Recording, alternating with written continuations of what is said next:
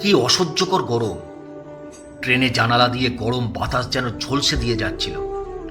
ভীষণ অস্বস্তিকর পরিস্থিতি। পাঁশকুড়া সেই কখন ট্রেনে উঠেছি, কোলাঘাট পর্যন্ত গড়িমসি করতে করতে তবুও ঠিকঠাক এলো।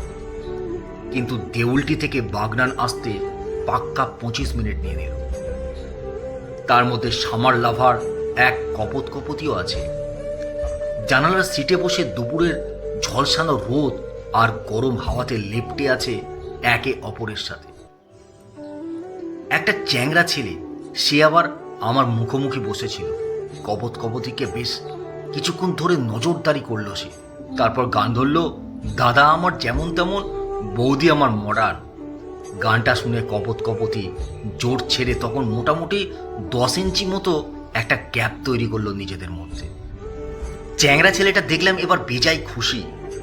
এবার নিজের মোবাইল থেকে গান বাজাতে শুরু করলো। মনটা করে উড়ু উড়ু, বুকটা করে দুরু দুরু। এমন গান শুনে মেয়েটা বিরক্ত হয়ে উঠল। তারপর বয়ফ্রেন্ডকে কি বলল কি জানি, ছেলেটা বলল নেমে পড়ি, পরের ট্রেনে যাব। বাগনানে কপতি নেমে গেল। চ্যাংড়া ছেলেটা বলে উঠল, যত সব ছাবড়ি, দূর হ দূর হ। অন্য একটা লোক বেশ মন দিয়ে এদের কার্যকলাপ দেখছিল। কপতি নেমে যেতেই এই লোকটা তখন চ্যাংড়া ছেলেটাকে বলে উঠল, এমন করলে নেমে গেল তো ওরা। ভালো হয়েছে, শান্তি পেল। কেন, তুমি ওদেরকে চেনো? চিনি মানে ভালো করে চিনি। আমাদের পাশের পাড়ায় বাড়ি মেয়েটার। ওর মায়ের খুব অহংকার। সরকারি চাকরি করা ছেলের সাথে ওর মেয়ের বিয়ে দেবে। এদিকে মেয়ে তো ছাবড়ির সাথে প্রেম করছে। এই লোকটা হেসে বলল, করছে করুক না, তুমি যেন ওর মায়ের কাছে এই খবরটা পৌঁছে দিও না। আরে কি যে বলো কাকা, আমি বলে দিলে তো ওর অনেক উপকার হয়ে যাবে। ওর মা সাবধান হয়ে যাবে। আমি চাই ওই ছাবড়ির সাথে ওর মেয়ের বিয়েটা হোক। আমি একবার মেয়েটার সাথে কথা বলতে গিয়েছিলুম বলে ওর মা আর ও দুজনেই আমাকে ছাবড়ি বলেছিল। কথা বলতে বলতে কুলগাছিয়া স্টেশন চলে এলো।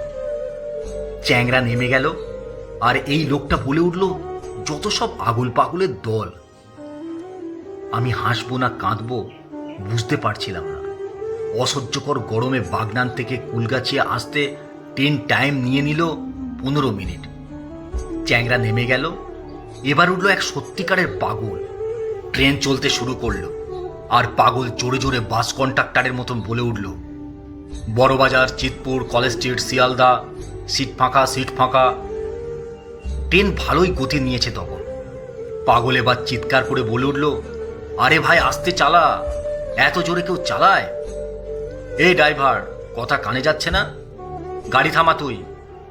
মিনিট খানেকের মধ্যে ট্রেন সিগন্যাল না পেয়ে সেই যে দাঁড়ালো পাক্কা 15 মিনিট। সেই আনন্দে পাগল বলে উঠল, আমার কথা ড্রাইভার শুনবে না, ওর বাপ শুনবে। উফ, উলুবেরিয়ায় ট্রেন থেকে নামার পর ভাবছিল এই গরমে আর কিছুক্ষণ থাকলে সত্যি পাগল হয়ে যেত। এক তো ট্রেনের পাগলামি, তার ওপর পাগলের পাগলামি। তবে গরম হোক আর ট্রেন লেট হোক, এতটা সময় ধরে ট্রেনে থেকে ছাবড়ি, চ্যাংড়া, পাগলদের জন্য লেখার একটা রসত্ব পেলাম। কলমে সরজিৎ ঘোষ।